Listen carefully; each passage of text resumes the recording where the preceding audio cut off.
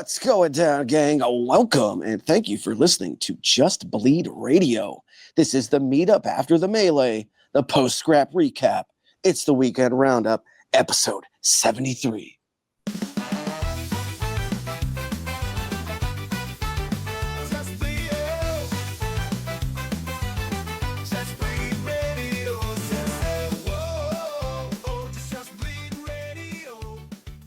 Hey, yo, motherfuckers, it's me, Lazy Bed. Today is Sunday, October 19th, 2025. And like I just said, this is the Weekend Roundup from Just Bleed Radio.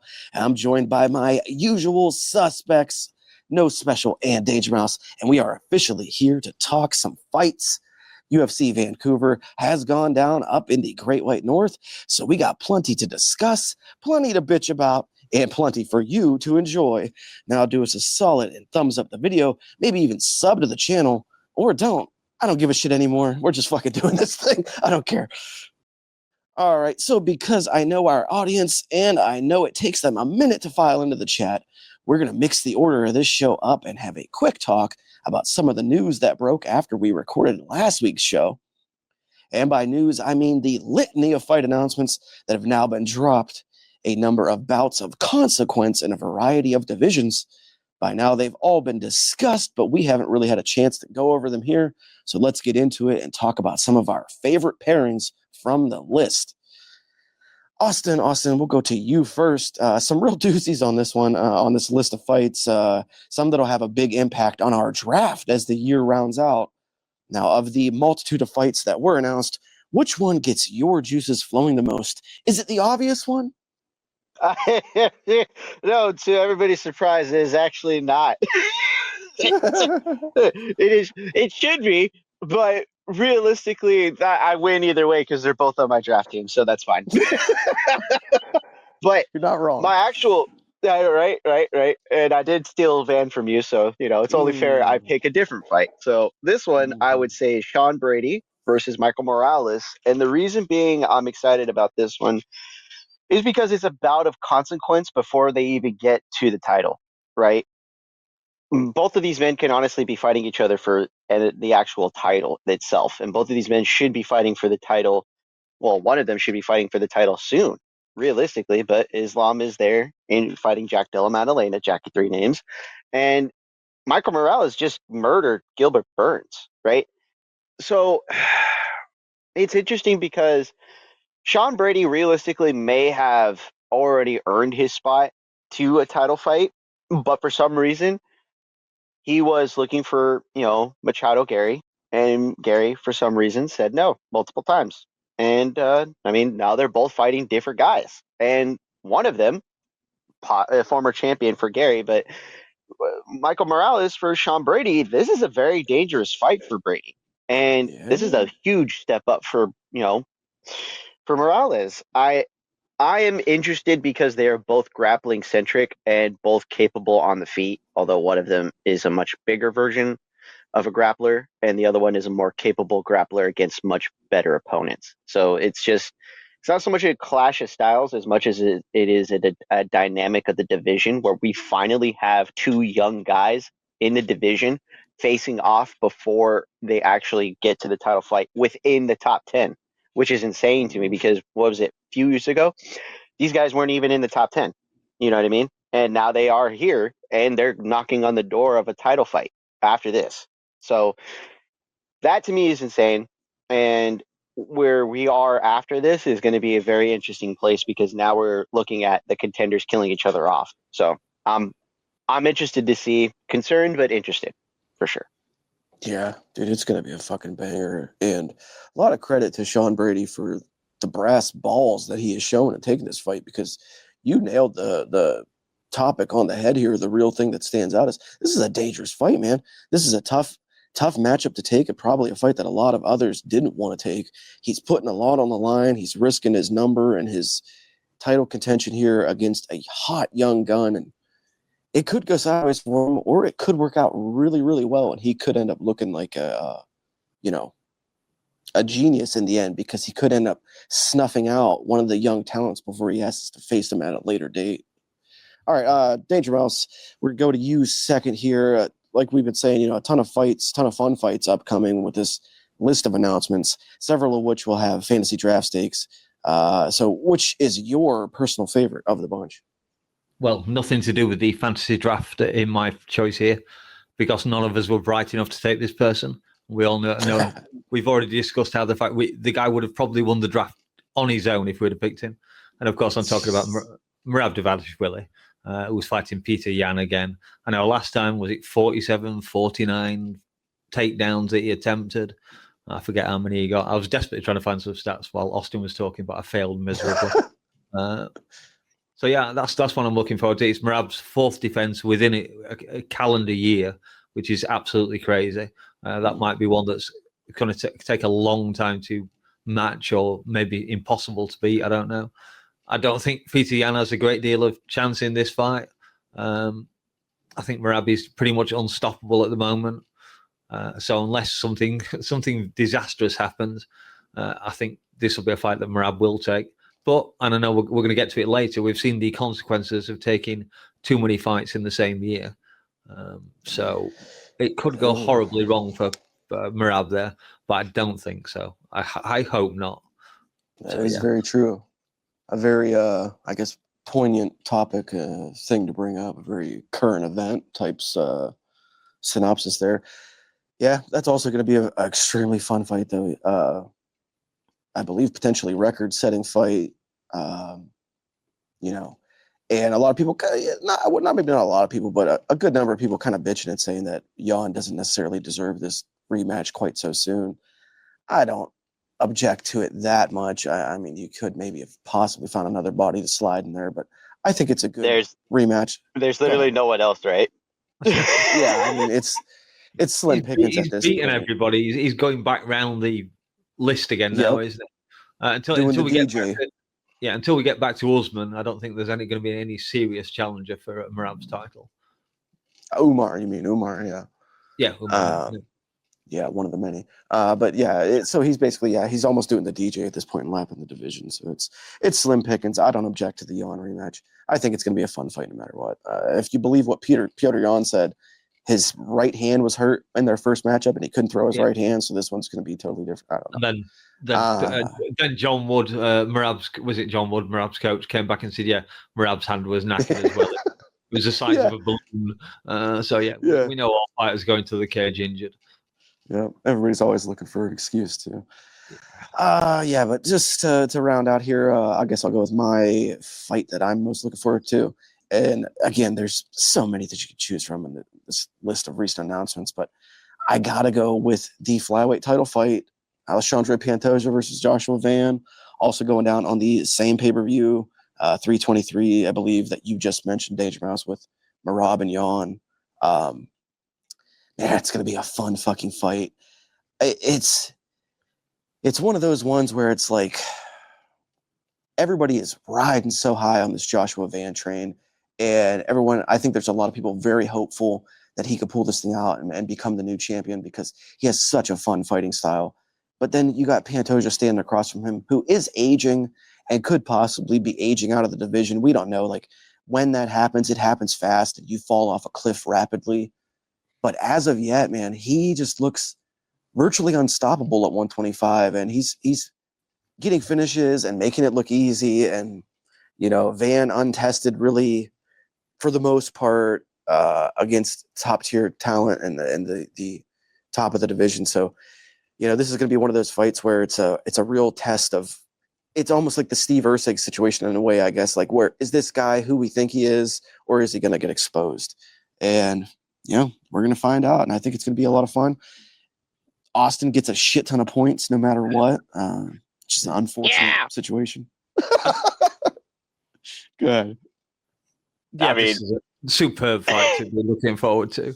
But I believe I picked Peter Yan to be, Alexandre Pantoja to be champion at the end of the year. So I have to be cheering that guy on as much as I like Van's fighting style.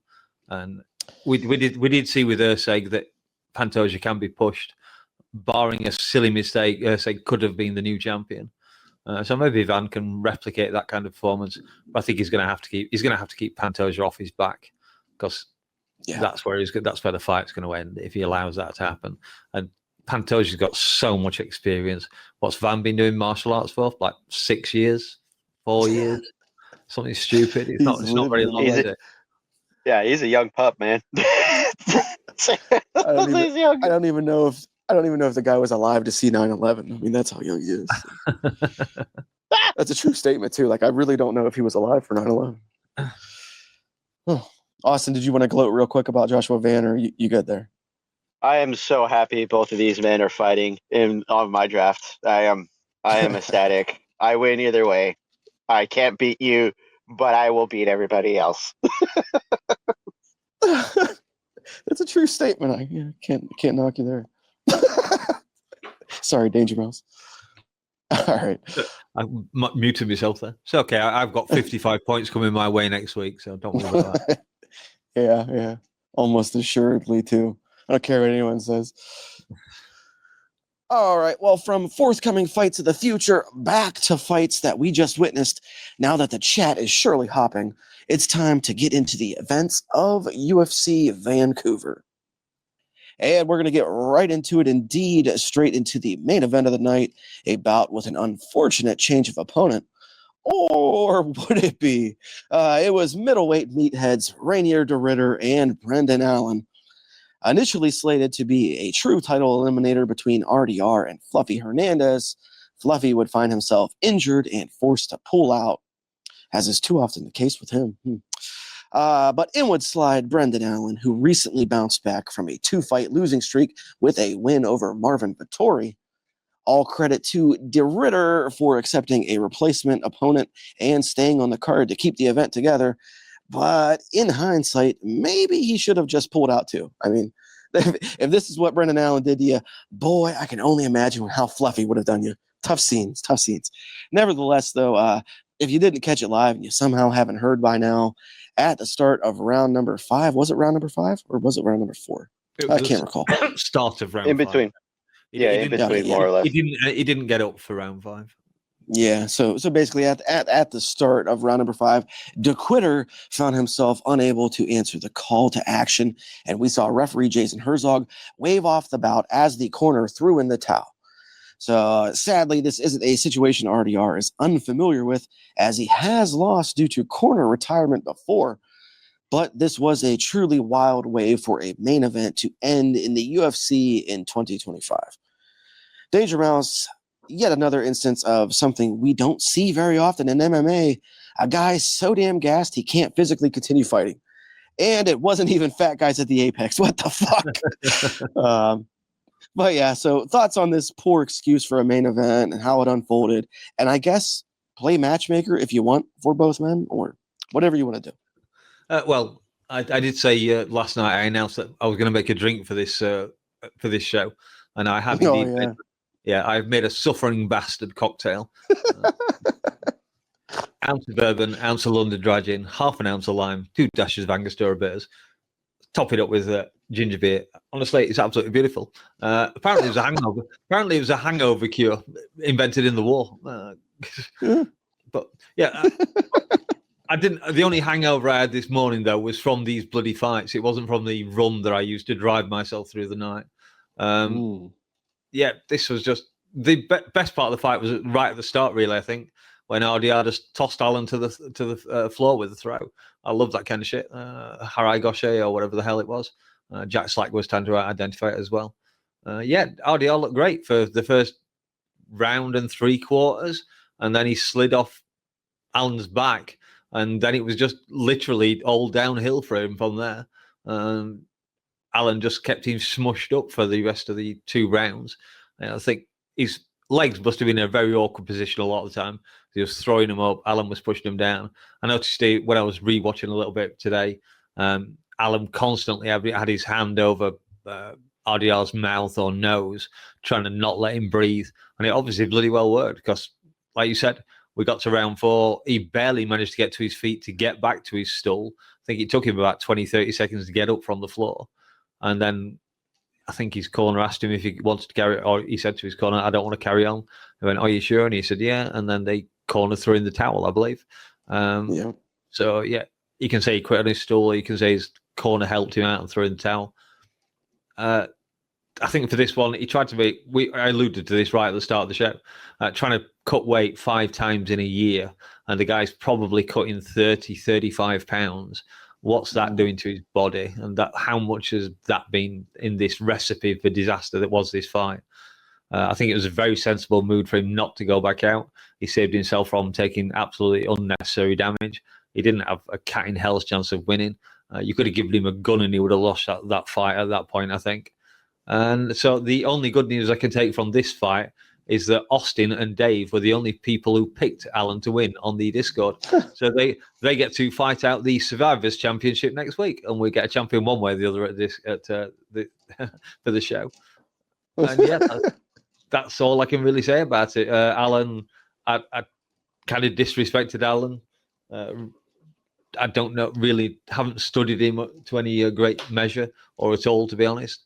And for the next guys, well, clearly RDR is not getting a title shot. Can you imagine what Boars would have done to him if he didn't fall into that position? That they would still have been scraping him off the mat now on the ground and pound that thug would have imposed on him. Alan, I don't know. I guess hasn't he already lost to Imavov? He lost to Strickland, I believe, but Strickland's not going to fight him. Lost to Fluffy twice. Yeah. I guess he could fight Fluffy because Fluffy has been out. He should have fought this fight. But no, he lost to Fluffy twice already. Oh, twice. Shit. Okay, I didn't know. Yeah. Yeah. Well, I guess then I don't know what for Alan. Then I haven't looked at the rankings.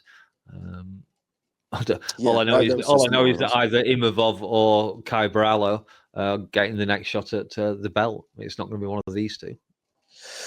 It's probably going to be Imavov. Imavov was probably the happiest man on the planet last night because that all but locked up the title shot for him after that. Because, I mean, unless Fluffy can come back in a timely manner and do something impressive, I don't know. That's still a possibility, but strange situation. And not only did he have a tough time getting up at the end of that 4th round, going into the 5th there, he had a tough time getting up at the end of the 3rd round. I mean, he was fucking spent. And you're absolutely right. Yeah, he did cut 30 plus pounds. He shared an image going into this fight of him on the scale weighing over 30 pounds over the weight limit. And I believe that was like 2 days out from the fight. You know who else did that? Exact same thing. Shared a picture of himself, 30 plus pounds heavy, just a few days out from the fight. Yeah, Bo Nickel, the same guy that RDR beat to fucking get on this hype train to begin with. He did the same fucking thing. Which is fucking crazy, like serendipity. I don't know. It's just nuts. Yeah, very tough for him. His RDR's coaches or his head coach has released a statement since last night. Big Marcel read it on his podcast a little while ago. I'm not going to get into it because it's long, but he basically did clarify they threw in the towel for him. And the translation that I saw, which is very interesting and pretty, I don't know if it's just like a mistranslation or whatever, but what I read, they asked him, his coach asked him, at the end of that 4th round, Rainier, are you with me? Are you with me? And he said, no. And that's pretty fucking like, I'm not even with you, bro. Like I ain't even here. And that's when they threw in the towel. So yeah, I mean, for it to be not the first time that's happened to him, it's kind of telling. I think that the obvious move is go up to 205. You're clearly cutting way too fucking much to be going to 185 this frequently at this point in your career and this point in your life. 205 is a division that you could easily run through guys with the kind of grappling he has. So even if he's not as strong and big up there as he is down at 185, I think the stamina is going to be better, the conditioning is going to be better, and his grappling is going to be a huge key and a bonus for him up there. So if I'm RDR, I'm going to fucking light heavyweight. That's all I know. But anyway, that's my takes on it. And it's now your turn. No special. 30 plus years into this sport, and we are still seeing guys in prominent fucking roles quitting due to cardio problems. What the fuck are we doing, man? Like, what is going on? Talk about the fight, and then also, if you want, like I offered to Danger Mouse, match make both these donks if you'd like. Oh, okay. Sorry, there was a rocket launch in the background. Oh, shit. I live next to a Space Force in Lompoc, California, Vandenberg area. So a rocket went off as you guys were discussing the fight. So, anywho, I here's the thing, man. I don't hate when corners talk to their fighter and the fighter can't even really justify continuing the fight, and the corner says, "All right, we're done then." As much as it sucks for us as fans, I appreciate that. And like Mal said, he probably saved himself more damage heading out of that fourth round and going into the fifth. Yeah, he had bad body language at the end of the third. He literally was like, that moment you're like, fuck, I may have fucked up taking this fight. Like that's what that looked like. I am not winning. I'm struggling to continue, and it's not going to get better. At the end of the fourth, he's looking down at the mat and like, fuck, dude, I can't believe we're here right now, and I don't know if I can continue this. Because like if you remember at the beginning of the fight, Brendan Allen comes out and is like, all right, I'll fucking grapple with this behemoth. And like Mal said, he got hip toss right off the bat. And you're like, oh shit, this is not good. I gave the first round to Rainier 10-8. Usually I struggle giving 10-8s, wow. but that was a 10-8 round for me because he kept fishing for submissions, kept putting Allen in bad positions. Wasn't letting a ton of damage, but he controlled Allen for the entirety of that round once he got the hip toss, right? So Mouse has always said, the 3Ds, right? And I thought, Renner de Ritter actually did enough to get a 10-8. And then you look at the 10-9s that I gave to Allen in the second and the third. Allen literally just reversed position.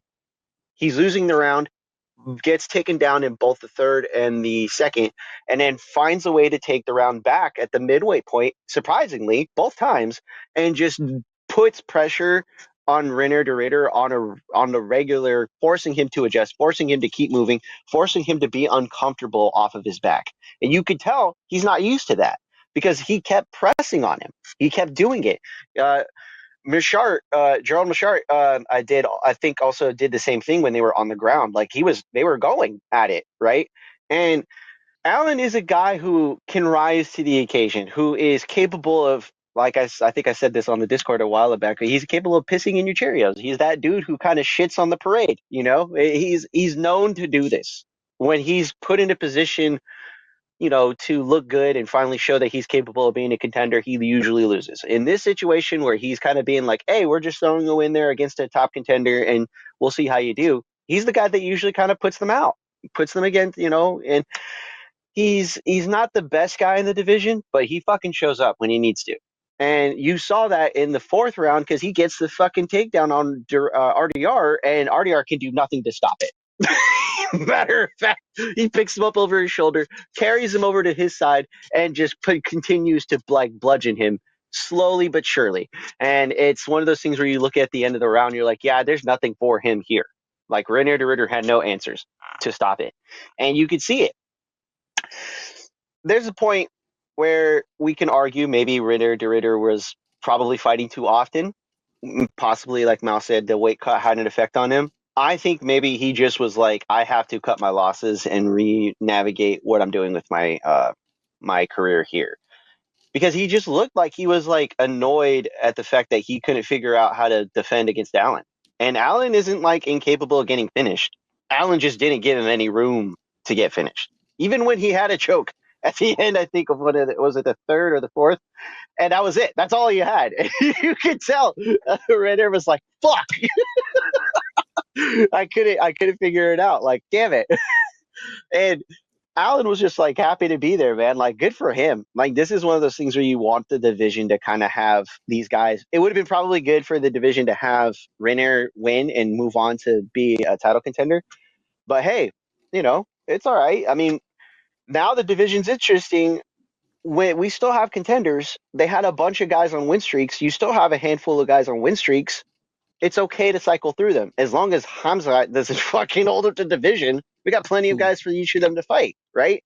You could put Allen against, honestly, Robert Whitaker. You could put RDR against Draketh. It's okay. You can mix match right now because some of them are coming off of losses. Some of them are coming off of wins. Kyle Baralio is out there right now. He could fight either one of these guys. It's almost like lightweight used to be, where I shouldn't say it used to be. It's almost like how you are with lightweight, where you can kind of mix and match these guys, and it's okay because they're all within like 2 or 3, 4, 5 spots of each other. It's not that difficult to imagine them fighting each other, and they're available to fight each other. That's a good thing. And this division's fun right now. Let's keep it fun. It is I fun, agree. and that RDR versus DDP matchup would be the most fun. Like there's no better time to make that fight than there is right now. Yep, that's what I was just going to suggest. That one, Jed Mashu, make Jed Mashu's night. Yeah. Let's be honest. Yeah. Neither of those guys is getting a shot at Hamza any time in the near future. So. No, exactly. Why the fuck not? Make that fight. And the other thing I want to say about this fight, and it's kind of my last take and my hot take of it, Brennan Allen kind of deserves a little bit of slack in this scenario, in my opinion, because he had an RDR who was a fish out of water. He was gasping for air, mouth open, just gulping for air, and he couldn't put him away with the submission. He couldn't put him away with the TKO.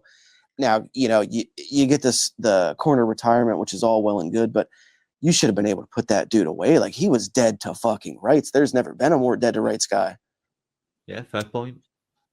But it's a bit of a hot take because he did win and he won convincingly, but still, like, you should have been able to finish that fella.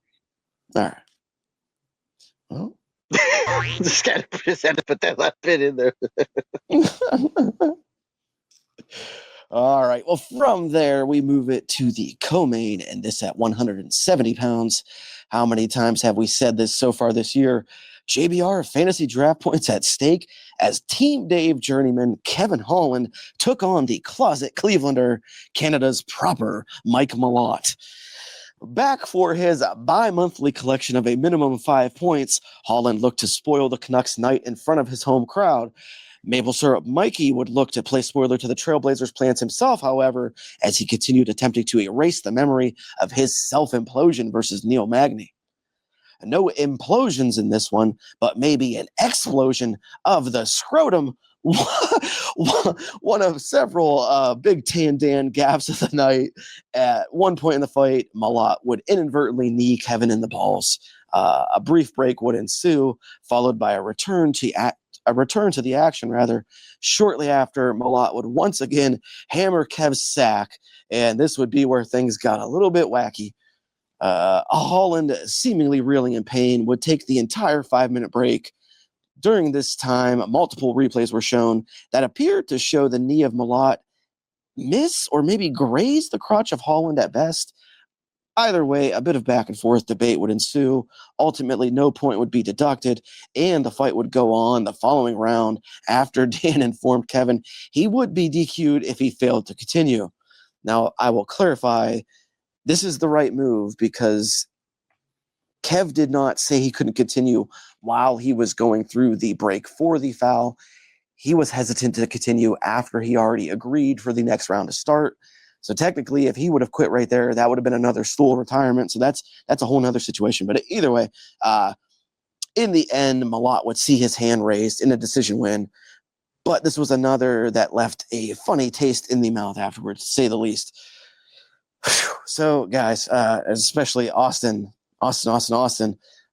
every week we talk about it, bud. The sad and corrupt state of mixed martial arts officiating and judging. This week, the judging seemed satisfactory, but good God, was the refereeing bad. Absolutely zero consistency. Maybe we take a point. Maybe we don't. Maybe we DQ you. Maybe we don't. Who knows? Give us your thoughts on the officiating in this fight by Big Dan, and I guess your thoughts on the fight too. But the officiating seems like the real story. You're not wrong. Like I don't know, man. Like watching it back, and you're looking at the shot clock of Kevin, just kind of like looking up at the clock and wondering what the fuck, man. Like, because there was an accidental kick towards the beginning of the fight, 30 seconds in, I think. I was like, 30 seconds in. Mike Malott kind of throws a front kick, lands. It's accidental. Like, he's trying to do a push kick, and Kevin's like, oh, fuck. Ah. It's, you're like, all right, it's not bad. It wasn't meant on purpose. He tried to push him back, so he could get space because Kevin's a long, lanky striker. He's capable. This is the guy who knocked out Fluffy Hernandez. This is a guy who's been there with some of the best in the world. Maybe a 500 fighter, but he'll win more than he'll lose. But the second one, I'm gonna blame the physiology or the anatomy of both men because Mike Malott is a big guy for welterweight. Kevin Holland is a much taller, lankier guy for welterweight. And unfortunately, as they were kind of discovering, oh, look, it hit the cup, it raised the cup on the camera. I'm like, are we really trying to justify whether or not this was legal or not? Like, it's a groin strike. By definition, it should be, an illegal strike. It doesn't matter if it grazed it or not. Like, he hit it, you know? And the sad part too is that it's kind of like not anybody's fault, but it is, like Mike Willett was acting like, no, I hit him in the gut. That's he's like trying to not make a big deal out of it. But like Kevin's like, dude, my junk is higher than yours. You can't really guess where my junk is. I can't really make my junk go lower because you can't reach me, my fucking stomach. Like it was accidental. Like he didn't mean to, put him in a really terrible position where it felt like a bat hit his fucking junk. But thank God he had a cup because that probably would have been a lot worse. But at the same time, it's like Dan's like threatening. Well, I don't know. Are you trying to go? Are you trying to not? Kevin's not being committal at the beginning of the second, and we're like, fuck, man. Like he won't. Like at a bare minimum, Dan didn't want to take responsibility for anything, and that's the worst part you can say about this fight.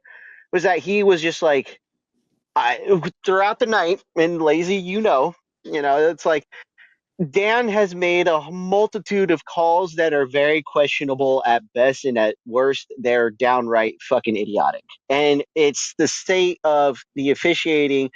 And the worst part about this is I'm not even talking about the fight, honestly, because it's like I thought Kevin Holland did enough to win, but you can't really blame the guy because he couldn't fucking throw without injuring his own groin half the time.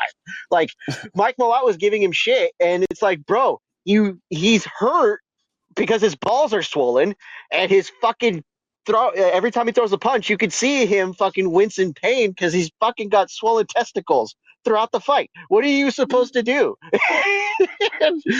Daniel Cormier, line of the night for me was like he's responding to the crowd saying, "Dan, you suck. Dan, you suck. Dan, you suck." And Daniel Cormier is out here defending Dan Mergliano of all people, saying he's one of the best refs in the world of all. I'm like, Daniel, you don't need to defend the refs. You don't need to defend them. You don't like half the refs. So what does it matter? You have a co-host who's literally there fucking arguing that he should have been given another opportunity to fight because he can't let go of a fucking situation that was fucking done to him by Keith Peterson 7 fucking years ago. Like, come on. You of all people should understand. This shit happens. You just, hey, was that the right call or was it not the right call? You don't need to defend the officiating crew. That's not your job. Your job is to be responsible and say what it should have been. That like you said, Lazy. He didn't want to respond at the end of the beginning of the second. It was non-committal. That's on Kevin Holland. But the way he portrayed it was like, I don't know, maybe we do, maybe we don't. I don't know if I want to take a point. We'll see what happens. Daniel Cormier's only job is to report what is happening in front of him and actually understand the rules, which he doesn't even understand the rules half the fucking time. So it's like, you don't need to defend them. You should know what the fucking rules are. And by God, if you couldn't fucking figure it out, at least have the fucking decency to say, yeah, maybe he made the wrong call. Fuck. I don't know. That's all I got. I'm sorry. That's great. And DC is a fucking moron. Like, we all know this at this point. Like, he doesn't know the rules. Most of the people, the fighters, the commentators, a lot of people don't know the rules. It's just so common. But the thing that I want to touch on real quick here, and I want to leave some meat on the bone here for Danger Mouse because we got to let him go. But it was such a weird situation because we had the fight earlier in the night from this, maybe a couple of fights prior to this where a similar situation occurred with multiple fouls. And the referee, who was a referee that we maybe have never seen before, not on the big circuit, he's like a regional ref, multiple fouls occurred, and he took the point from the fouling fighter because the foul was deemed, fight altering, which is the right move. You know, I think it was only the guy's second foul, and the ref was like, "Nah, that was egregious enough. It affected the fight enough. I'm taking the point." Big Dan, he didn't want to do anything. He didn't want to involve himself in the fight. He didn't want to interject and actually do his job. He didn't want to referee. He didn't want to officiate. But it's strange because Kevin Holland was being very non-committal and being very non-verbal and not answering the referee, not answering the doctors, not giving a clear yes or no if he could continue. So it became very clear what was going on. You had a referee who didn't want to influence the fight, and you had a fighter who didn't want to be committal about an answer of yes or no if he can continue, because he's thinking, can I get a no contest here and collect my check without having to continue? Yes, it was bad, and yes, it affected Holland, and yes, it changed the fight, but it became very clear that Holland was, if he could not continue fighting and still get paid, he wanted to do that. And as soon as Dan told him at the start of the second round, when the scenario changed, because like I said, if Kevin had said during that 5-minute break for that second groin strike, if he would have said, I can't continue, that fight gets ruled a no contest and it gets called off right there. They both get a no contest. But because he didn't say yes or no, he allowed it to just be kind of interpreted that he could continue. They went through the 60-second break. The second round goes to begin. That's now a whole different issue, because now when Kevin's saying, I don't know if I can continue, it's now no longer a no contest, and it becomes corner retirement, unable to leave the stool, and that would have been ruled a DQ, and the victory would have gone to fucking Malott, and Kevin would have lost by DQ. So it's a weird area in the rules. It was a referee not wanting to get involved, a fighter trying to kind of manipulate the system, and also an offending fighter who should have had a point being taken away, not having a point taken away. So it was like a 3-part fuck-up harmony that is just insane. That's all I got to say on it. Now, Danger Mouse, I know you got some stuff to say on it too, especially after we've been rambling for 10 minutes. So same shit to you. Say some mean, terrible, and hurtful things that are also honest about Dan Mergliotta. And then I guess also talk about this fight if you'd like. Yeah, you said you were going to leave me some meat on the bone. I don't think there's very much. There might be a bit of gristle kicking around somewhere, but there's no prime rib left on that plate, I'll tell you now. That ain't the last bite. Well, sure it is. There's nothing on that plate but gristle and fat. Double the bet. Oh, God, man. Sorry. It's okay. Yeah, obviously, the entire thing with Holland, I put down in my notes, was he looking for a way out? Was he looking for, you get suicide by cop in America a lot. I think he was looking for death by ref in this case, because damn it, when he was hesitating, he'd had the 5 minutes, and then the clock kept ticking. It went up to about 5:05, I think. And Mergliotta's still saying, are you going to fight? Are you going to fight or not? And at that point, if Mergliotta had just said, that's it, fights off, as you said, it would have been a no contest, unable to continue. Both would have got the checks and all the rest of it. But because Holland refused to actually say, I want to quit, then that's it. That's tough shit. You walked into your own trap there, hoist by your own petard of pride, I guess. And yet Mergliotta just fucking horrible. So many different decisions all night, so many bad ones. I think in this one he was trying to look after Holland, but by trying to look after him, he actually trapped him where he didn't want to be. So it ended up kind of funny in that case. As far as Malott goes, he did a nice job. All the refs gave it. All the judges gave round 1 to Holland, but everybody also, they all gave the second 2 rounds to Malott. He looked good. He wasn't scared to step into the pocket with Kevin Holland and strike it out. Right at towards the end of the third round, he actually managed to get in close and going for a takedown, picked Holland up and just carried him partway across the cage, slammed him down. All the while, again, another moment there, Holland was actually draping his arm over the cage, which is a foul. I think Mergliotta did shout at him for it, but certainly didn't take a point. Not that he needed to, as it worked out. So controversial nut shot. I thought that it looked like Malott hit the body with the knee, And if he grazed the cup on the way up, that's kind of unfortunate because you aim for the target. It's like the other week we had the guy poked in the eye with the knuckle of the thumb, and it's an eye poke. It happened. The target, he was aiming at a target. He hit the target. He just happened to give you what would normally be considered a foul in the process of doing that. And I think that's kind of what Mallet did here. He grazed the cup on the way up. I'm sure Holland was in a lot of pain and probably was for the rest of out.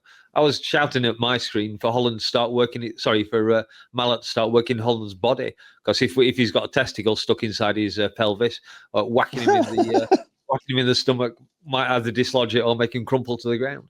But Mallet didn't. He took his time. I think he did do a little bit in the later part of the second round. But yeah, not much more I can say really. Complete fuck up of a fight, which is not unusual for this card, as I'm sure we'll find out later.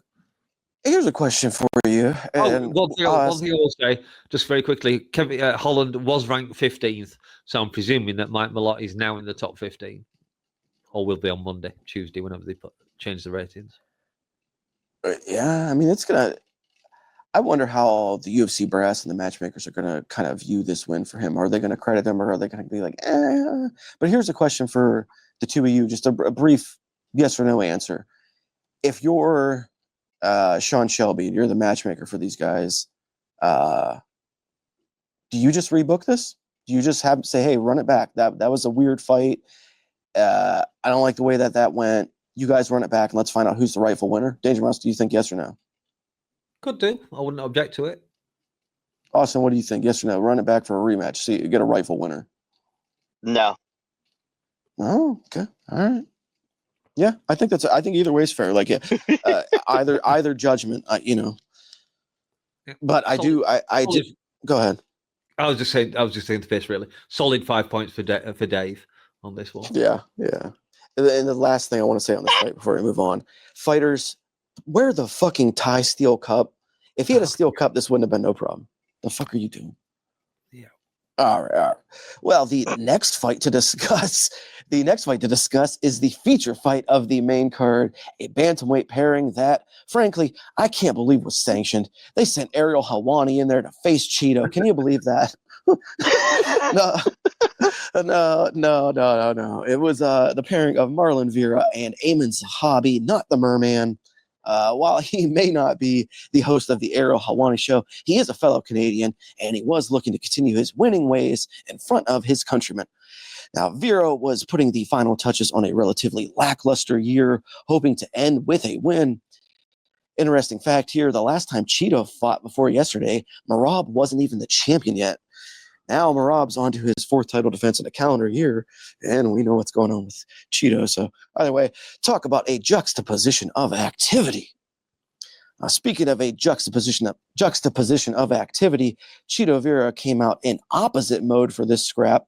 Instead of his usual starting slow and coming on late, he started fast and then completely stopped fighting. Despite rocking Zahabi early in the bout, Vera took his foot off the gas and once again let victory slip through his fingertips. An ironic performance considering that during the week leading up to this fight, Cheeto claimed to have foregone distance running in favor of sprints during training to help facilitate fast starting.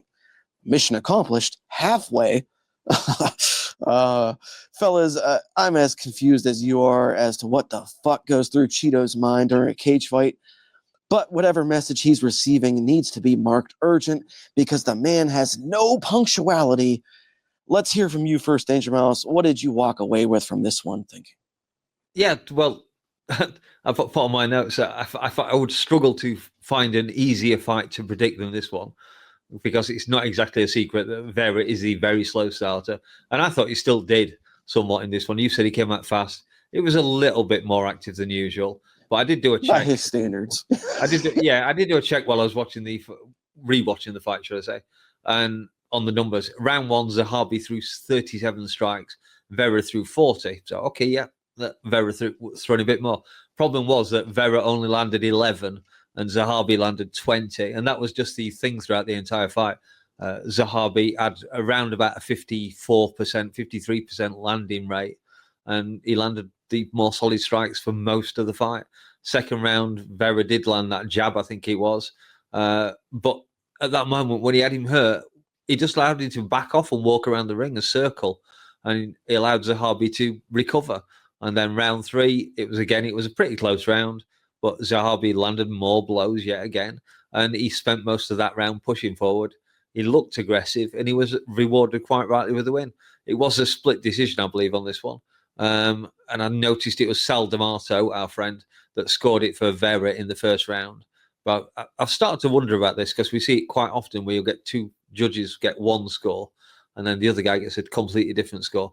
And I wonder if it's because they're seeing the back of what's happening and they can't see what's going off in the front that the other 2 can. That's a Sunday night scuffle kind of topic, really, if anything. So, yeah, well done, Zahabi. Deserved the win. No complaints. Marlon Vera, I don't know. Do what you do. Go and find another fight. I don't really care. I'm not a big fan of his anyway. Never have been. So, yeah. Sorry. I can't say I blame you. I mean, he's got an infuriating fight style to watch. I mean, because he is a talented guy. He has skills. And when he goes, he doesn't look bad, but he doesn't go very often. Yes. It's tough scenes. Diaz disease, keep going until you knock me out, or it's not. You haven't won this fight. Yeah. I mean, it's kind of like it is sort of like that long distance runners mindset of like, I'll win in the long haul, but then you end up getting behind early, and when you don't got time, it fucks you. But yeah. So yeah, now you, Austin, another win for Amin Zahabi, who now sits at 7 in a row, which is pretty impressive at bantamweight. He also called for Sean O'Malley afterwards. I don't think that's as crazy as some people are claiming, but it's a little bit crazy. I mean, if Sean doesn't get the supposed Song Yadong fight with 7 wins in a row, and I believe now to be ranked number 7, Amin Zahabi's got a chance. But either way, give us your synopsis on this one, and then who would you match these guys with next, if you got anybody? I mean, well, I thought it was pretty close. I mean, I thought Cheeto may have taken 2 in the first, maybe taking 1 and 2 because he got the knockdown, I think, early. And then you look at the way Zahabi just kept like staying in his face, not giving him a whole lot of room to strike, and kind of forcing the offense, even though it wasn't like more powerful offense than Cheeto was throwing. But there's the whole argument that Zahabi probably shouldn't have been here. He shouldn't have been here 2 times. Like, he got a decision over Aldo, which was heavily disputed. He got this decision, which was somewhat disputed. Interesting enough to think of the division now, it's like it's almost like reverse aging, which is interesting because you had a lot of people aging in this division, and Aldo was one of them. And there was like also like a former flyweight champion in Figueiredo who also won, who was also on the older side of this division.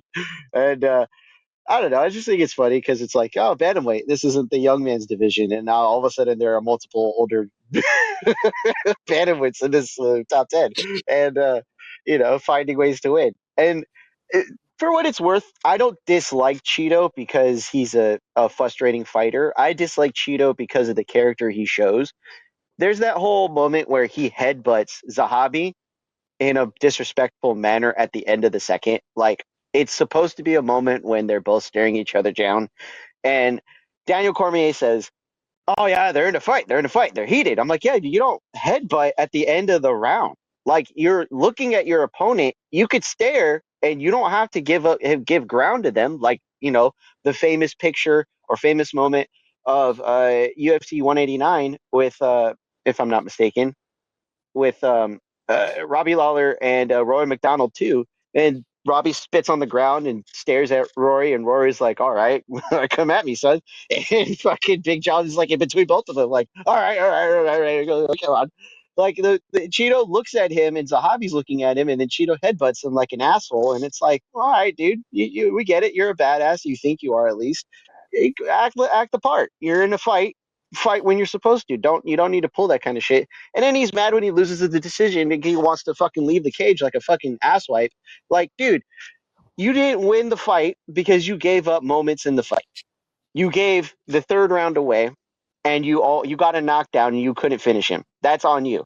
It is what it is. If you wanted to win the fight, look to finish the fight regularly, but you don't. You constantly let the fight get away from you. You have no one to blame but yourself, even if you do have a good corner, which half the time I'm imagining you don't listen to. So it's not any surprise that you fucking lost this time. You fucking idiot.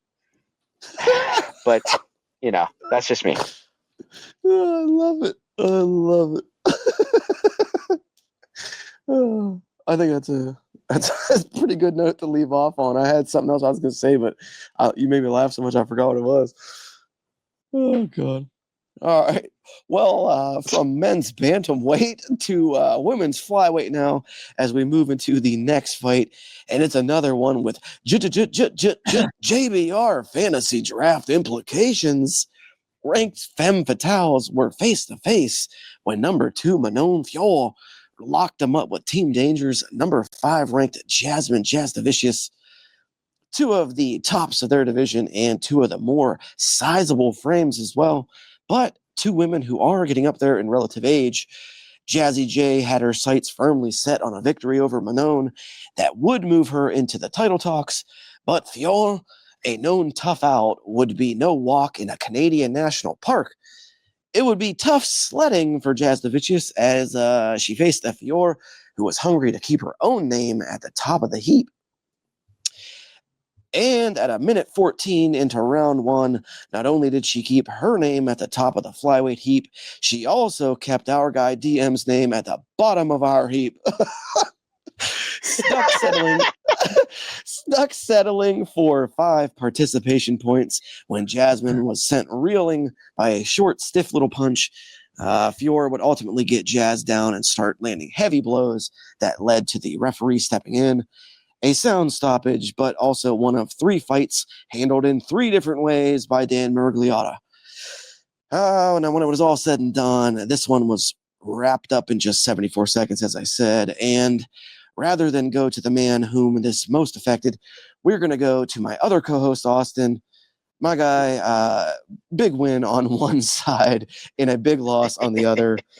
Not a lot to unpack here, but what did you think of this fight and the finish? Well, it proves the point that sometimes it pays to be patient because if you're not known to be the aggressor in most of her elite level fights where she's just, sometimes she kind of takes a minute to get going, but she's a capable striker, probably one of the better strikers in this division, honestly. But that's the thing. Jasmine's, and I had said this to our one of our buddies here, Jasmine. I'm sorry, Dazrikio. If Jasmine couldn't get the takedown, she should not be able to win on the feet. And lo and behold, Manon Fiol literally did not give her a chance to start grappling. she says, "Oh, you want to grapple here in your home state? Well, I'll just hold my beer, you Canuck." Because she catches her with like a short hook straight or southpaw from a southpaw stance because like Jasmine doesn't see it. Fiora was like throwing it out there regularly. It was the right, and she just kept it in her face.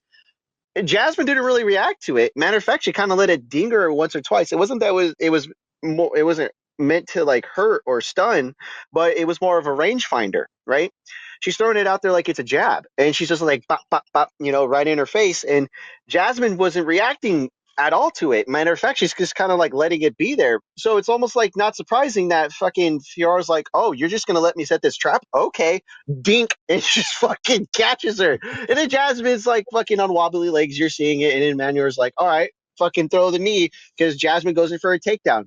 Barely misses it. It doesn't matter because the momentum of her pushing her down off of her back and then Jasmine trying to scramble back up to her feet, she's basically on all fours, exposed. Manon is got her hip.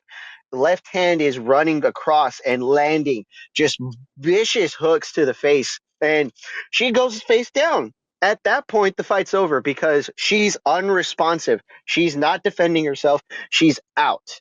It doesn't matter if another punch wakes her up. Dan Miragliotta makes the right call because it doesn't need to continue at that point. Could you argue it was early? Yes, you could. But at that point, we already have an answer. It's already done. If you give her more time to respond, she probably responds and gets beat up worse, if we're being honest, and that's okay. But the fight played out the way it played out. Jasmine couldn't be mad at the stoppage. If she watches it, she's probably going to be like, "Oh, see, I could fight." So, but that's why you take away that ability for fighters to argue for their own defense, because they cannot do it regularly, because they think, "Oh, if I'm not completely dead, unconscious, where my fucking brains are spilling out into the octagon, I am still able to fight." You know what I mean? Like, no, that's not what we want. That's why it's okay to have early stoppages. It's why it's okay for this kind of situation to play out. Jasmine forgot the fundamental rule of striking: do not let your opponent establish range early. And she paid for it. And she has no one to blame but herself. If she wanted to start off early and, working the takedown, she should have done it right off the bat, because she let the better striker literally set the trap that she wanted and paid for it. It is what it is. That was a very good breakdown. Very well said, well spoken as usual, Austin. And now, Danger Mouse, you get your chance to come back at us and defend your draft pick or scold her, whichever one you want to do. But what do you guys say? Tough scenes for Team Danger. We've all been there, though. So give us your takes and see if you can last longer than the 74 seconds Jasmine lasted. Let's go. Well, not that much to say about this one. We really didn't see very much at all. I don't think Manon looked absolutely great, but once she centered blood, she did not let up. Hopefully, maybe she'll still be around when Dakota Ditchever arrives in the UFC. That could be an actual quite entertaining match, I think. As for Jasmine, well, 5 points is 5 points. I didn't really think she was going to win, but I'm going to call lazy out here, because unlike with you with Powhatan, on the Discord, I stuck with my girl. I picked her in my picks. Didn't pick her on topology. I didn't pick her on topology, though. I'm doing far too well in the minute league there. That doesn't count the same. I think that's fair. So definitely Yasmin's last chance at getting a title shot. I think she's too old for another realistic chance. As for Manon, well, she kind of got owned by Valentina, so it's hard to see her getting a title shot anytime really quickly. I'd have to look at that division.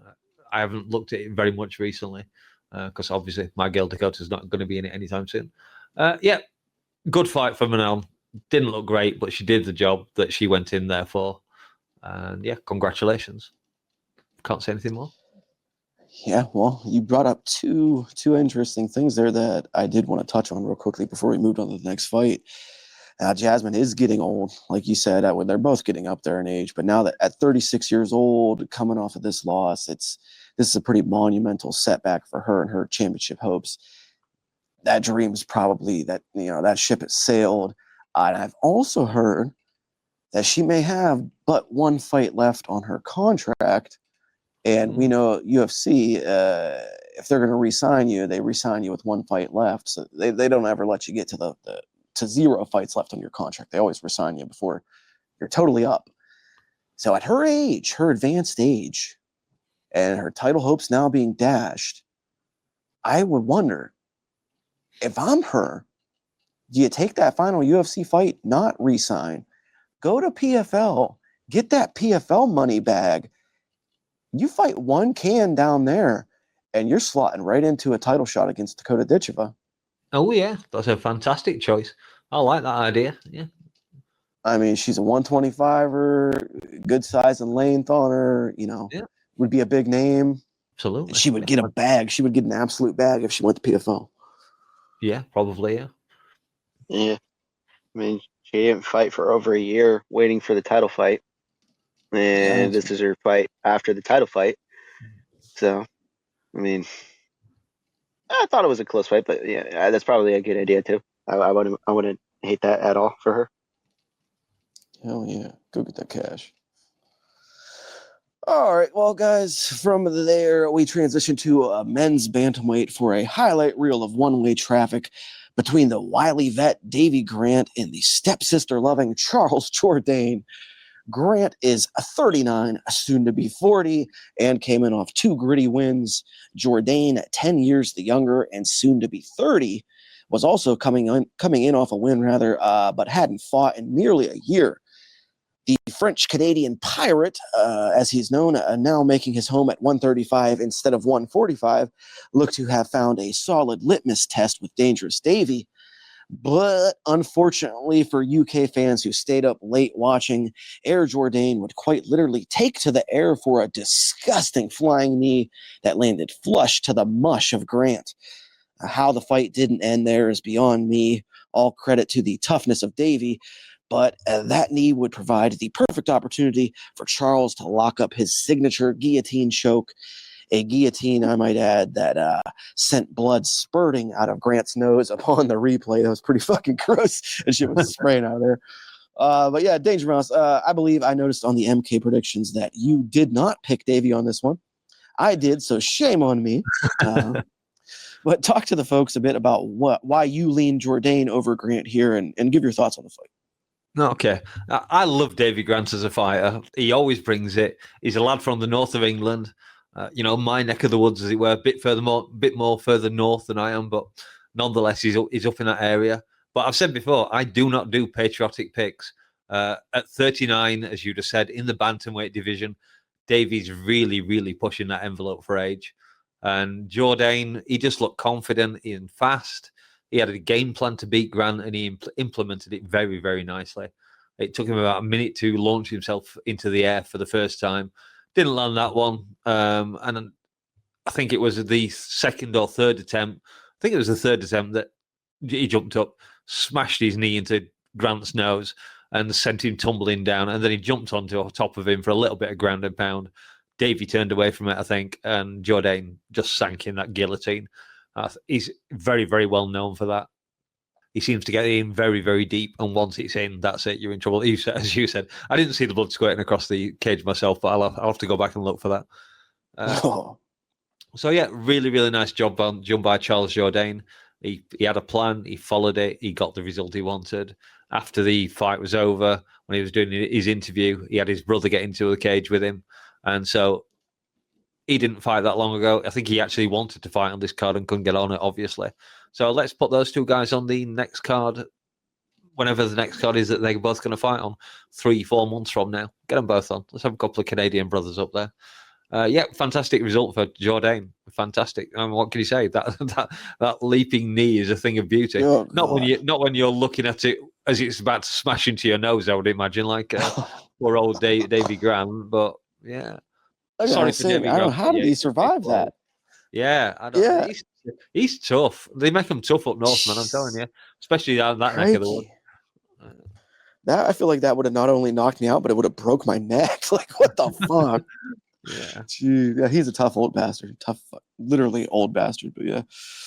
But anyways, one man who also backed Davy Grant was my boy Austin. So Austin, what do you think went wrong for Davy here, and what do you think of Jourdain's call out of Marcus McGee?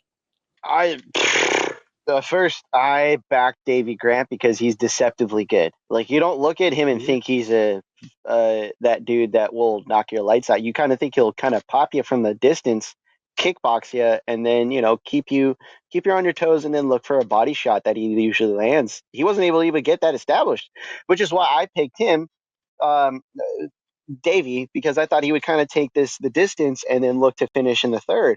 But he even get a chance to get off the with his striking, really. And Jourdain, I didn't think he was that capable. I was very wrong on that. I mean, this is his second finish, I think, at bantamweight now, and it's his new home. And or maybe second or third, but legitimately, he was kind of waffling as a featherweight. Found new life as a bantamweight, probably because he was having trouble beating some of the bigger guys in the division up there at 45. And now he's kind of found a home here because bantamweight kind of turned into a grappler's division to a striker's division. At the top, you have the grapplers, but in the median, you have guys who are extremely capable in the striking department. Jourdain's an interesting cat because you don't look at him and think, okay, he's got this as to deceive you and then land a flying fucking knee. That's why they call him Air Jordan, I guess. But that guillotine is dangerous too. Like he's used it several times now, and I can't fault him for being limited in his tools, but he knows how to use them. So that's the thing where as much as I like Davey, I didn't think that Jordan was capable, and he proved me wrong. Happy for him to get the win. Sucks for Davey. I like Davey. But as far as him calling out McGee, I think that's a fair fight. I mean, McGee's coming off of that competitive loss to Peter Yan, and this would set him up by McGee, who's a tough cat in this division. That should put him in pretty good spot considering what we just seen with the mixing of the division so far. A lot of older guys in this division too, so I wouldn't be surprised if he's knocking on that top 10 soon. The hell, he's right on that door too. I mean, would it be? I would put it past him for sure. Yeah, I mean, I picked Davey because I really thought that Jordan is not a very durable guy, and Davey would have a chance to test the durability, and he didn't even get a chance. And all credit to Jordan for what he said in the cage afterwards about their game plan coming in, because a very simple but very intelligent game plan. He said Davey likes to go a lot of side to side and lean side to side when he throws. What meets side to side other than a linear game plan, straightforward, up and down multiple times throughout the fight. And boy, when he landed, he really fucking landed it. And I remember the thing that I wanted to mention after you got done, Danger Mouse. You brought up the Canadian brothers, put them on the same card. It was funny because in the cage afterwards, he was like, "Yeah, put me and my brother on the same card. We're the only ever brothers in the UFC," or something like that. And DC was like, "You're the only Canadian brothers on the roster right now." Like, corrected him. And he's like, "Oh yeah, okay." Like, it's just fucking funny. Like, you're not the only brothers ever. Calm down. It was a good fight. And it was a really good win for Jordan. So nice to see him fighting at home at 135 for sure. All right, guys. Well, lastly, the main card opener for the evening, a lightweight bout between Canada and USA. This one between newly mustached Kyle Nelson and Long Island's Matt Favola. Anymore. This was the first, I think, since we went in reverse order, this was actually the first of many blunders on the night for Dan Mergliotta, and what a blunder it was. Christ, there's so much to unpack here. By now, everyone has surely heard it, so I'll just briefly summarize it. At the end of round one, Kyle Nelson clearly and obviously finishes Matt Favola via ground and pound. Big Dan stops it with 3 seconds visibly on the clock. Flash forward a minute, and somehow we are starting round two. Your guess is as good as mine. An unnecessary 10 more minutes of Matt Favola getting beat up follows, and ultimately, Nelson still gets his hand raised, albeit for a decision win instead of a finish. But I don't know what you fellas want to add or remark on, so I'll just pose a few questions, I guess. Should Nelson get paid twice? He won twice. We've been saying this a lot lately. Was this the single worst night of officiating that one man has ever had? He reffed 3 different fights 3 different ways. That's pretty fucking crazy. Does Matt Favola need to be cut? He lost twice in 15 minutes, and he also celebrated afterwards with tweets and pizza. So he doesn't seem to care. I'm fed. Refs bending the rules, fighters taking advantage, judges that can't score a bout correctly. Just cheat to win. Nobody cares. Bend the rules to your advantage and don't think twice about it. If I was RDR, I would have punted Brendan Allen right in the cunt, and I would have got a free 5-minute break. That's what I would have done. Either way, Dangerous. Big Dan apparently suffers from glaucoma and tinnitus rather, because he can't see or hear shit. This is just one of the bumble stoppages of all time. Vent to us a little bit about Nelson versus Favola. Yeah, I thought you were going to give this one to Austin. I was hoping you were, actually, because I've got 0 notes on it. One little where it looked like it was over. It looked like he waved it off. I get that the crowd was really, really loud. Maybe that's the problem with Dan Mergliotta. Maybe he needs fucking hearing aids to of something inputted into his ear. So they press the buzzer and it goes right into his ear, so you can hear. There's an idea. You know those ref glasses. You can blast you with 90 decibels of fucking bell just to make you stop the fight. I don't know. This one was quite funny to me just because I was keeping track of all the Tapology rankings and seeing how I was doing on Main Card Minute. And so I'd gone back to that page and refreshed it to see that Frivola had won. Had lost. And then obviously the fight restarted. So you can see on the timestamp of that picture, I posted it in the Discord, that Frivola had lost before the fight had ended. Horrible fight. Again, Dan Magliotto, what the fuck are you doing? Horrible night of reffing. I forget the other questions.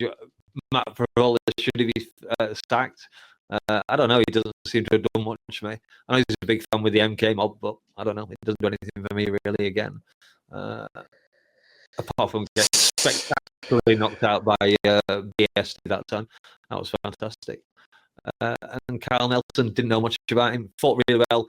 Deserved to win because obviously you get that adrenaline dump where you think you've won the fight. And he was talking to, I believe he was talking to him between rounds. They thought the fight was over, and then of course it restarted. My score for this card later, I would imagine. Yeah, mine as well. And let's keep in mind too, and I'd like to point this out. I think it was Damon Martin that tweeted this out that reminded me of this. And I believe it was Kansas City. 2 different fights, he stopped them early at the 10-second clacker because he mistaken it as the end of the round horn. So maybe he does have. That's why I'm being serious. Like maybe he does have a hearing problem. Maybe he's got tinnitus or he's got something going on, and they need to put a term limit on these referees. They shouldn't be allowed to stick around so long. I'd like to put a copyright in on the referees' glasses that have alarms built into them at this moment. Yes. And I would also like you to copyright your earlier phrase of death by ref. That was pretty great also. Thank you. But, okay, lastly, the last one to go for the day on the main card, Mr. No Special. I don't know if you're going to be fired up and go on a scathing rant or be so fed up you have no energy left at all to remark. So clear your grievances with Kyle Nelson versus So to your first question that you asked, I think you said, should Kyle Nelson be paid twice? I think he should get a performance bonus and a knockout of the night bonus. That's my 2 cents about it, right? And then on top of it too, like you're talking about a guy in Kyle Nelson who used to be a featherweight and now is a lightweight, and he's kind of had like a mixed career, hit or miss. I don't think he's 500 in the division or 500 in his career inside the UFC. I'm not sure exactly, but he's a guy. He's in there. He's an easy dude, God damn it, man! Like, I'm gonna try to defend Dan by virtue of him being a fuck up, and I'll clarify what I mean. So, in the middle of them shouting at the or what was it, the broadcast, the guys who are ringside, the play-by-play and the color commentators are going, "Oh, here's your Buffalo Wild Wings knockout of the night." Showing the highlight, and Daniel's going into how Kyle Nelson lands this right hook on Matt Frivola past his guard, and you see the slow motion of the highlight, and in between it, Daniel's like, "Wait, what's going on?" Because they think the fight's over. Like, you see it, and the clock, like you said, Lazy, at that point, the fight is done. It does not matter if Dan thought he heard something. It does not matter if Dan believes that the fight should have been stopped at that point. He has called it. He is interfering. He's done the thing. And they clarify on the broadcast to the fucking fucking commissioner, because apparently where they used the UFC as maybe I'm mistaken, but they had the guy from the Las Vegas Athletic Commission literally saying on the broadcast as they called him in, "Oh, can you hear me real quick?" "Yeah, I can hear you." "Okay, yeah." So apparently Dan thought that the fight was done. He did not hear the bell, but he called it. But wait, what do you mean? No, yeah, so he didn't call it because he called the fight. He called it because the round was over. What do you mean? There wasn't a bell because he even said, "I didn't hear one. I thought I heard." "Why we're going through this?" Like, either you can hear or you cannot. Can you make the calls or you cannot? What are we doing here, man? Because for the fucking 100th time we're talking about Dan Mergliotta of all fucking people. Because God forbid, in this fucking sport that we're watching, fucking giving real content, trying to figure out why we're doing this. This motherfucker can't even figure out what the fuck they're doing. Like, I'm so tired of trying to give a shit about Dan Mergliotta as an officiating personnel in this fucking sport. Like, they did it to Mazzagatti, they did it to Mario Yamasaki, they did it to several other fucking refs. Why is Dan so fucking special, man? Like, oh, you know what it is? It's because they would rather pick a ref who would let them die into fucking Dominic Cruz of all people is probably celebrating in the back like, "Yeah, let him die, Dan, let him die." Like, no, that's not what we should be doing. Like, what the fuck, man? But he's even doing worse now because he can't even figure out which way to fucking stop the fight. He can't hear anything because apparently the crowd's too loud. Well, if you can't fucking hear, then you need to fucking make the best judgment call that you did. Commit to the stoppage. That just fucking commit to the call it was. In real officiating, refs have to be able to say, "Yes, that was the call I made. The judgment says otherwise, but that was the call I made. It is what it is." If you need to review it, then you cannot fucking keep doing this if your calls keep getting reversed. What the fuck is the point? That was just on the fight. The fact that the fight went on and Connors has still got to win proves the point that you can't.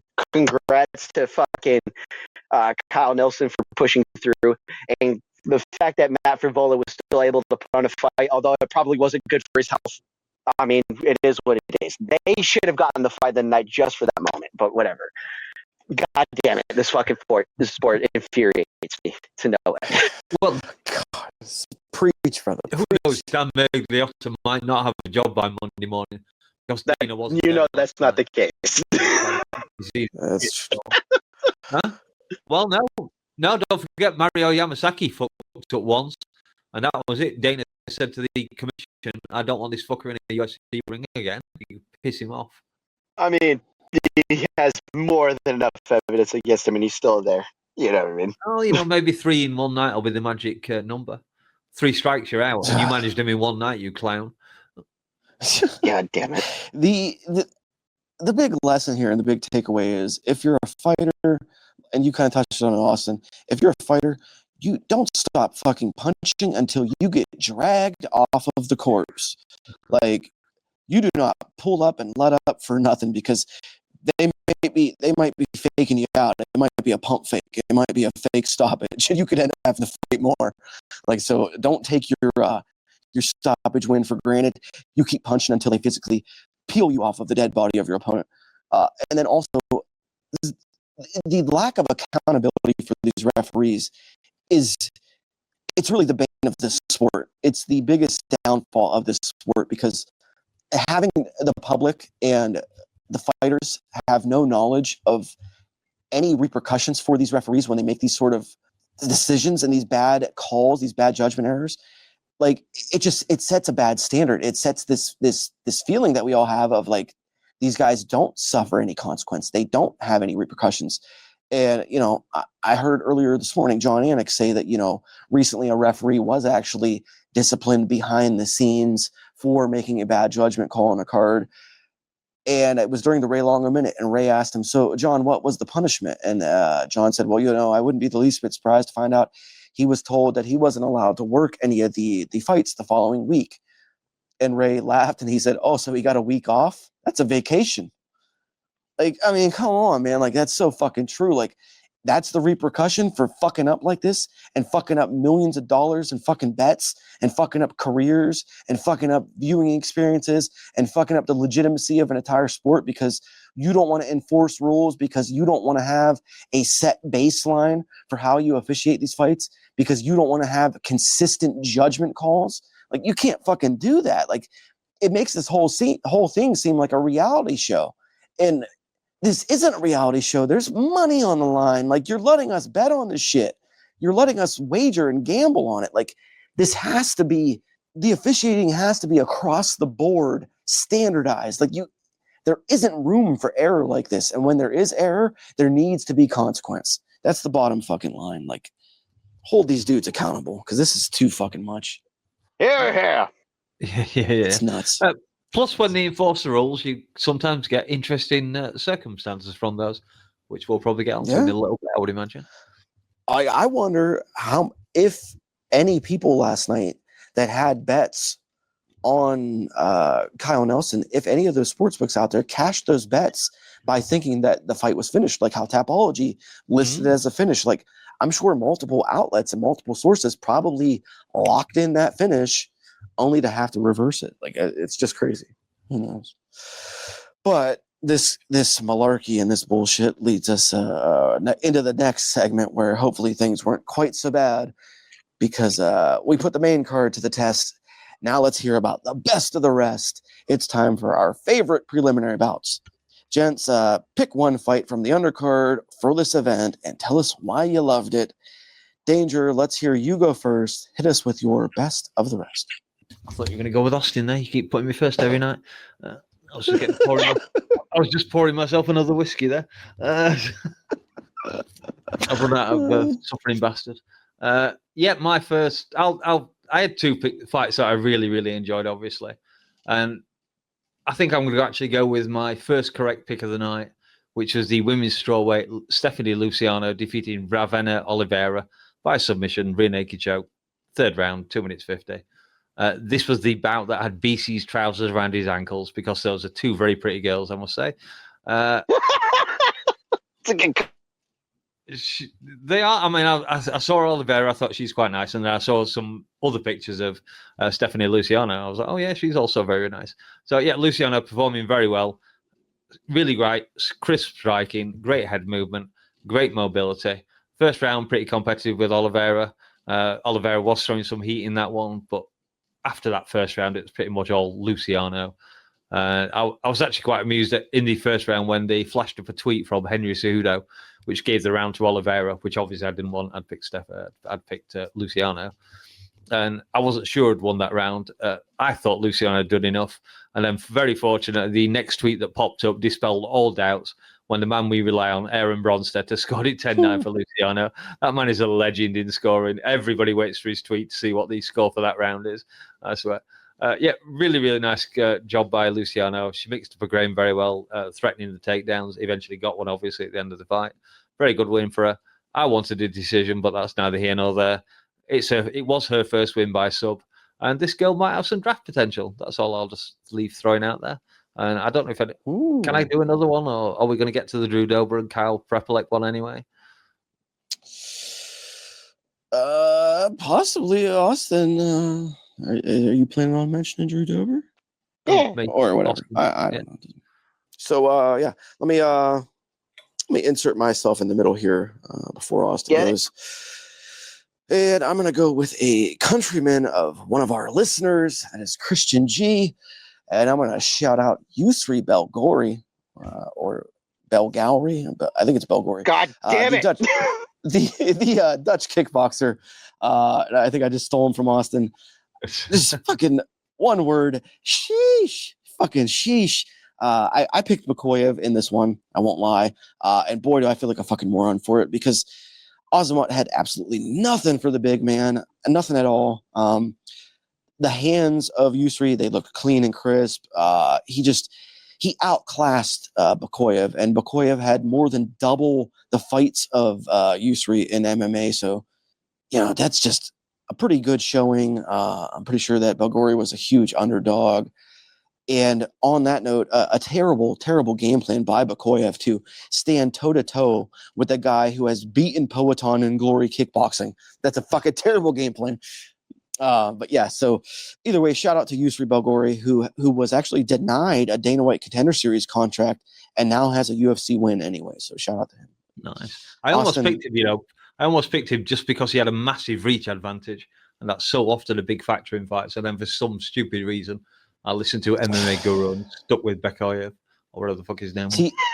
He was another guy that, like Charles Jourdain, I kind of doubted the durability and like the constitution of Belgori, because he's been through a lot of wars. He's been through a lot of fights. So like I thought he was going to get cracked, but yeah, Bakoyev was too small. Couldn't even get in there. Yeah, so Austin, that leaves just you to take your crack. Speaking of cracks, what was your favorite prelim fight of UFC Vancouver? I was just going to say Kyle Prepelic versus Drew Dober.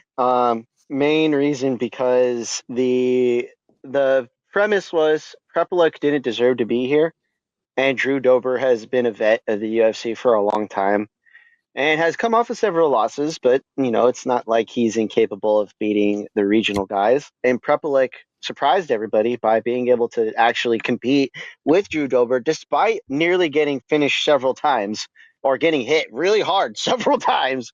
And Prepelic just kind of kept with him, man. Like, he didn't give a fuck about his head defense. Like, he it's sad. Or I shouldn't say sad. What was funny about this fight is that Prepelic reminded me of Dan Henderson, just very limited in mobility, kind of like hunched over, kind of like Dan. He kind of shuffles instead of, circles or skips. He he just looked like an older fighter, although he probably, had been through the ringer a handful of times. But like, it was just funny to me just watching this fight. I'm like, oh, you might fuck around and win this fight. And then Drew Dober's like, nah, I got this. Yeah, I need to keep my job.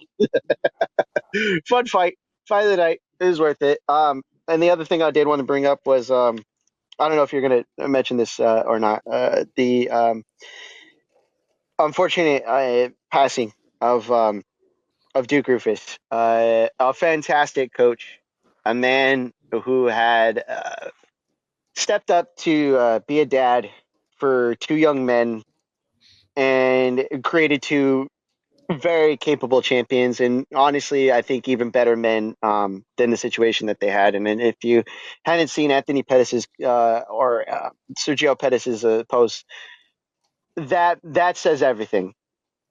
You could not have asked for a better situation for two young men who lost their father, and a man who said, I don't care who you are, I will be there for you. That says a lot about his character. When you have people who will come out of their way or go out of their way to say how good of a person you were in your death, that says a lot. And I just want to make sure that we all remember that Rufus was, a former kickboxing champion, a great coach, but a really good man. And I think that should, be mentioned, more than what we've already said. But, it's unfortunate. And, present thoughts for his family. Yeah, absolutely. Yeah.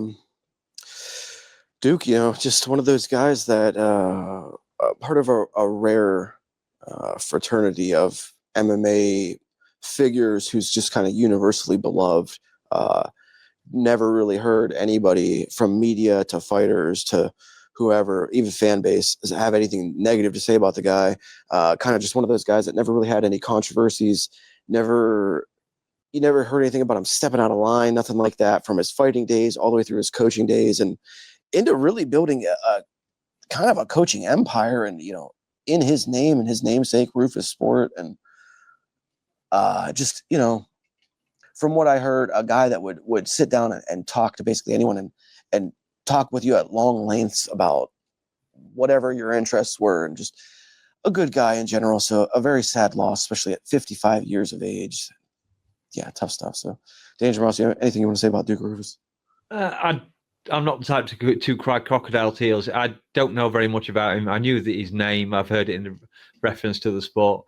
Everything I've heard very recently sounds like he's a very nice, decent guy. So rest in peace, I guess. But yeah, I can't really say anything else. Yeah, good guy. And I'm pretty sure we'll have a tribute to him earlier in this show or later, one or the other. But yeah. So, Rest in peace, Duke Rufus, and thoughts to the family. All right. Well, what does it do, Donkey Poo? You know what time it is. Another fight card in the books. So let's take a final glance back at everything that was UFC Vancouver and provide the bleeders with our closing thoughts as we rate that card. And no, Danger Mouse, you're not going to go first here for once. Yeah, I'm going to go first. And that's going to be because I'm going to be not very nice about this. Let's see, what do I got written down here? Bullshit, malarkey, nonsense, shenanigans, fucking foolery. It gets worse, and it gets worse. And just when you think we've dealt with all the possible fuckery, we find new ways to botch fights. I can't even begin to put into words how fed up I am with this bullshit, how fed up I am with this thing that we call a sport. I don't even know if it's a sport anymore. So I'll remember this card, but I'll remember it for all the wrong reasons. It is a fucking 3.5 from old Lazy Bed because I needed to smoke a 3.5 to get through this fucking card. Yeah. God Anyways, damn. 3.5. Yeah, maybe one of the lowest rated cards of the year. That's my thoughts. And that moves me to Austin because, Austin, you're going second, my man. You're getting the second go at this. Provide the bleeders with your last impressions and your 1 to 10 rating for the UFC's return to Vansterdam. Well, I mean, the prelims are fun, but I mean, that can only get you so far. So I'm like starting off with the 6.5. The main event was a nice surprise. That brings it up to a 7.5. For you. The rest of the main card, hold on. The rest of the main card brought it up to about an 8.5 overall. But then the officiating from Dan Murgliata brings it back down to, I think, a 5.5 for me because it was just inconsistent. And I want to say, I'm going to give it some grace and say 6.5 just because the card itself should not be punished for the fact of one man not doing his job. And I'm going to say 6.5 for me, only because, the card wasn't the problem. It was the officiating by one man. That's it. I guess it's me then to go next. Yeah. I have to say a few words about the Drew Dober fight. That was fight of the night. Absolutely fantastic fight. Dober came out really, really strong. He was landing that left hook that you mentioned, those hard punches that Prepelec was struggling to see. Prepelec rallied, started landing the jab in round 2, bloodied Drew's nose up quite badly, and then bloodied his chin up too with that textbook check kick. Round 1, we had that nut shot, and then this is a bit I wanted to get into. I did look up the referee. It was John Cooper, and it's not a name I was overly familiar with, so I jumped in and called in Grok, should I say, not Glock, Grok. And apparently he usually works as a judge, only doing occasional gigs as a referee. But he has been in the sport a long time, over 25 years. He trained under Big John McCarthy. I couldn't find out if he's actually Canadian, but he certainly bases himself there, if you want to look for bias of any kind. I thought he did really well when he was telling Kyle to take his time getting up from being kicked in the nuts. But the weird stuff that happened after it, where he was asking the replay judges if he should take a point, and they just passed the book right back to him and said, "It's up to you, man. You're the man in the cage." And then, I thought it was quite funny as well. Once the fight had restarted, Daniel Cormier jumps in, classic timing, goes, "Oh, Drew Dober is now fighting for a draw." And then Drew Dober immediately hurled himself forward and just poured it on, smacked Propelec's mouthpiece out and started beating the hell out of him, throwing punches at elbows until the ref stepped in. So, fight of the night, thoroughly deserved 50k bonus that those two have got. And that was a great fight. And one of the highlights of the card, to be honest. I'm struggling to think what score I can give this bloody thing. I was tempted to go even worse than Lazy, but I can't go that badly, unfortunately. So I think I might have to slip myself somewhere in the middle of you two. I'm going to give it it's below average, definitely. How far below average do I want to give it? I am going to give it a 4.13 because that's where the seconds are on the recording at the moment. Oh my God. I was looking for a randomizer. If you're a poker player, you'll know what I'm on about. That's great. That's great. Yeah, not great for UFC in Canada though, because that's one of the lowest rated cards of the year. Shit. Terrible. Yeah, it was bad. This morning when I watched, I started watching some replays of it, and I just put some basic notes down, and literally the first couple of sentences were, well, that was shockingly bad. I don't recall many good fights, and the referee was absolutely atrocious. Dan Mergliotta having possibly probably the worst night of his life. So yeah, that was like the first couple of sentences I wrote this morning. Yeah, horrible card. It didn't help that my picks were shit as well. I only managed 6 out of 13. That doesn't happen to me, and I very rarely get less than 50%. Everyone was a dumpster fire this week. Yeah, pretty much true. Yeah. I bet Dan Mergliotta probably got right in his car, pulled his hood up, and put a hat on, and went straight to the bar for a drink. Several drinks, many drinks, probably drank away his sorrows, like many of us did. All right, guys. Well, that is it for this week, Bleeders. Another weekend roundup in the can. And we would like to thank you all for tuning in as usual. Like we always say, we never take your viewership for granted. And we're back at it next weekend with your boy Danger at the helm for UFC 321 and the return of Tommy Aspinall. So until then, smash the like and the sub. They've been Austin and Danger Mouse. I've been Lazy Bed. We'll be seeing you. Peace. We gone.